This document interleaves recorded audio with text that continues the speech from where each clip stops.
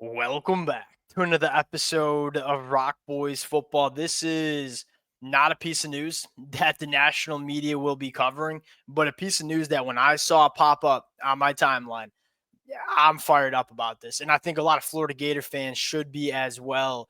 Former Charlotte quarterback DeShawn Purdie committing to Florida out of the transfer portal. It was very clear that Florida wanted to add a quarterback to its room heading into 2025. I don't know if you could have added a better backup to DJ Lagway than a guy like DeShawn Purdie. And it's for a couple of different reasons. One, DeShawn Purdie's only going into year 2 of his college football career. He's just as young as DJ Lagway, has a redshirt year to use as well. There's a real good chance that with some development, DeShawn Purdie could be the guy running this Florida offense in a couple of years. But I think more importantly, in more short term, Florida had not good backup quarterback play once Graham Mertz went down. Every Florida fan knows that.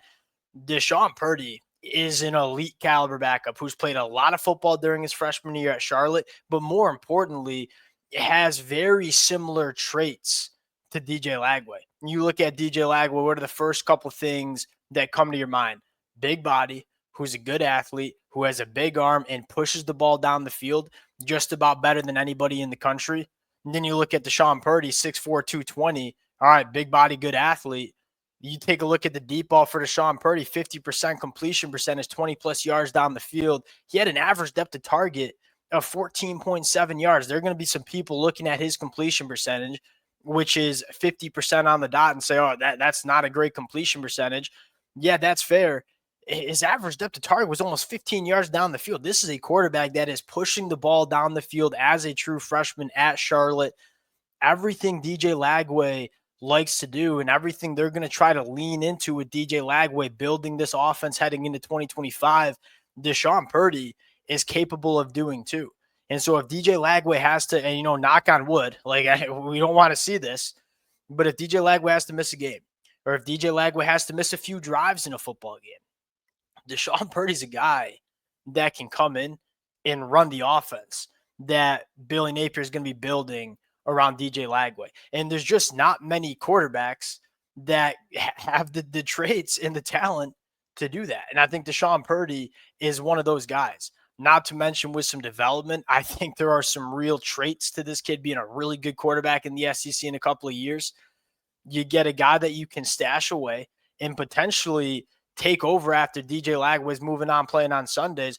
But in the short term, the perfect backup for DJ Lagway heading into 2025. This is a perfect addition for Florida. And again, it's a quarterback too, but this one makes a ton of sense. Now I want to get a little bit more into DeShawn Purdie, and then I want to talk about a few other transfer portal targets that Florida's going after. Before we get into it, as always, to the Florida fans, y'all know I've had a blast talking this program on the recruiting trail, finishing out 2024 in the transfer portal. The amount of support y'all continue to show to the fellas has been absolutely amazing.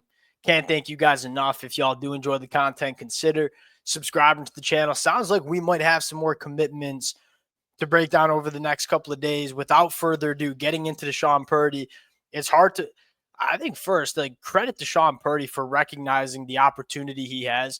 It would have been very easy for DeShawn Purdie to go to another program where he has a better chance of playing football over the next couple of years than Florida. Now, you kind of know Florida has a guy with DJ Lagway for the next 2 years at least. DeShawn Purdie looking at this situation and saying, yeah, I'm okay going to Florida, being a backup, developing, kind of harnessing all of my physical traits, of which there are a lot, and potentially being the guy somewhere down the road. It's hard to convince a quarterback to come into a room with DJ Lagway because all quarterbacks want to go and play. They want to get the opportunity. Give a lot of credit to DeShawn Purdie for recognizing kind of an ideal situation that I think he has coming to Florida. And then secondly, you look at the numbers for DeShawn Purdie. Again, same thing when we talk about DJ Lagway. DJ Lagway is going to have a lower completion percentage than other quarterbacks across the country because of how aggressive he is pushing the ball down the field. We're not concerned with the completion percentage when your average depth of target is almost 15 yards down the field. And he pushes the ball down the field extremely effectively, 50% completion percentage, 7 touchdowns, only 1 interception when he's throwing the football 20-plus yards down the field. Good athlete, big body. This is basically just a lesser version of DJ Lagway, who has the potential to be a really good quarterback, but in the short term, do exactly what DJ Lagway does for this Florida Gators offense. Really, really good fit here. Now, a couple other names I want to talk about before we get out of here. Kofi Asare from UMass. I had to go back and watch him again. He's not one of those guys that I watch on Saturdays. Had to go back and watch him UMass, watch him against Mississippi State. And I kind of get a sense of what does he do against kind of SEC caliber guys. It was impressive. What this kid reminds me of is George Gums. He came out of high school 6'5", 215 pounds. He came off the edge a little bit, played a little bit of wide receiver. You weren't really sure what position this kid was going to play. You could tell kind of a really physically impressive athlete that's not the greatest football player yet. He puts on a ton of weight. He looks like an SEC edge defender, and now he's developing as a football player as well. Kind of all the same things we talked about George Gums, who was a pass catcher before he transitioned to an edge rusher. You see the light turning on for George Gums. And if there's one guy that I think would take right now to lead Florida in sacks next year, it might be George Gums. Kofi Asare, kind of a similar story. The trajectory is clearly going in the right direction, and probably a similar timeline to George Gums, where George Gums did not come into Florida and immediately dominate, but there's a very good chance he might dominate in 2025. That's probably what you're getting with a guy like Kofi. And at the end of the day, you're also getting a guy that is providing further depth along the defensive line, specifically at that edge position where you saw some attrition and some guys transfer out. This one would make a lot of sense. Some high upside, really low risk. I mean, you're adding this guy, seeing if he can hit, and there's a chance that he can really hit. And that's something Florida's been going after. Like, give me some guys that have some really high potential, and we'll see if we can make them good football players. Adrian Maddox, a really interesting defensive back for UAB, kind of a big nickel box safety, can do a lot of different things. Kind of a chest, kind of how we talked about DJ Douglas last year coming from Tulane, a guy that can do a lot of different things. And I like what he can do in coverage. I mean, he's a nickel that I think can support the run because of his size, but also a guy that can hold up in coverage, which it's hard to find safeties, box safeties that can hold up in man coverage. I think Adrian Maddox can do that. And again, adding further depth to a talented safety room, but a relatively young one as well. This is a guy that is going into year 5 of his career, a guy that played at Alabama State for 2 seasons, then went to UAB, has over 1,400 snaps of college football under his belt. Last one we'll talk about, Jonte Cook. This is another one where I think, I don't know if it's fair to say, kind of reminds you of a guy like Kermani McClain.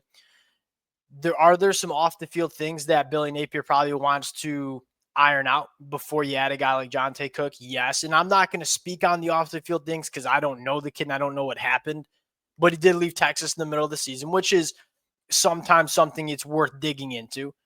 You can't argue the talent that this kid brings, and when you have the opportunity, kind of how we talked about with Kermani McClain, when you have the opportunity to add a guy like that, okay, if he doesn't work out, that's okay. But if he does work out, you're getting an all-SEC caliber player. I look at this and say, I think Florida's culture is good enough at this point. You can criticize Billy Napier for some on-the-field stuff. You can certainly criticize some of the play calling, which you really can't critique him. It is the culture that he's built within Florida. We thought Billy Napier and this Florida Gators team was dead in the water in the middle of the season in 2024. That team never blinked, and they never stopped playing hard. I think Florida's developing a good culture, and why I'm kind of bringing that up is I think it's a culture that can bring in Jonte Cook and potentially get the best out of this kid. We'll see what Florida decides to do. You get the feeling that they're not done in the portal. It will continue to break down the commitments as they come in. DeShawn Purdie, I'm excited for the spring game already and see what this kid can do. Appreciate you guys rocking with it. If y'all do enjoy the content, consider subscribing to the channel. We'll talk to y'all later. Peace.